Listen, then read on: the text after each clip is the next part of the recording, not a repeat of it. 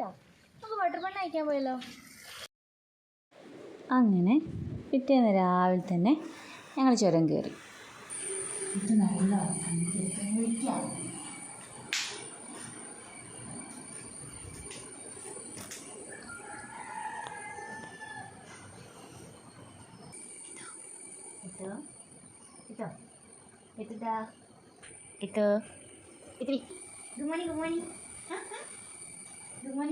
Good morning guys.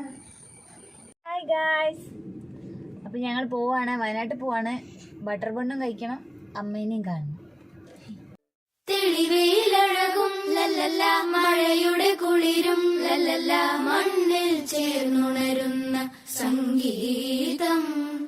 കളിച്ചിരിയുണരും ഉണരും വഴികളിൽ ഒഴുകി ഒഴുകി തമ്മിൽ നാം കൈമാറും പുന്നാരം.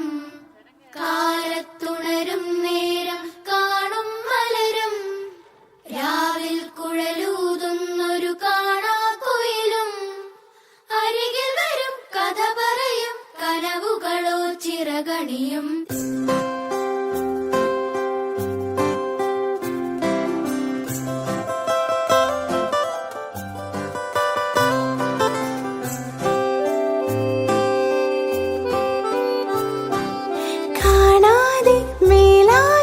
ജലകണമെറിയും മഴയുടെ കളിവാക്കിൽ അടിമുടി നാലയും. Finally, we reached our destination. Wayanad. ഉണ്ടല്ലോ.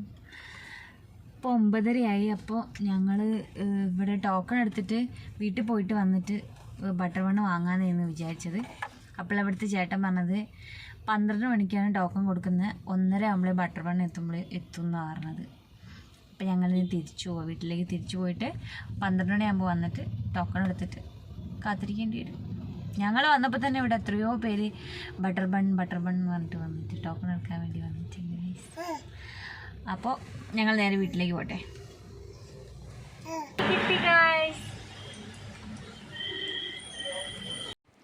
അപ്പോൾ ഇതാണ് ബട്ടർ ബൺ കിട്ടുന്ന കൽപ്പറ്റയിലുള്ള ജലജ ബേക്കറി.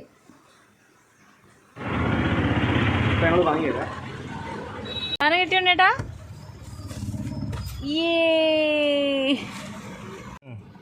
എത്തോ നമ്മൾ തേടി വന്ന സാധനം കയ്യിൽ കിട്ടി. നമുക്ക് കഴിച്ചു നോക്കാം. എൻ്റെ ഫേസ് കണ്ടിട്ട് എന്ത് തോന്നുന്നു? സോഷ്യൽ മീഡിയയിൽ പറഞ്ഞത്ര ഹൈപ്പൊന്നും ഇല്ല എന്നാണ് എനിക്ക് തോന്നുന്നത്. പക്ഷേ വയനാട് കയറുന്നവരാണെങ്കിൽ എന്തായാലും ഒന്ന് ട്രൈ ചെയ്ത് നോക്കണം. പക്ഷേ രസമുണ്ട് കേട്ടോ സംഭവം.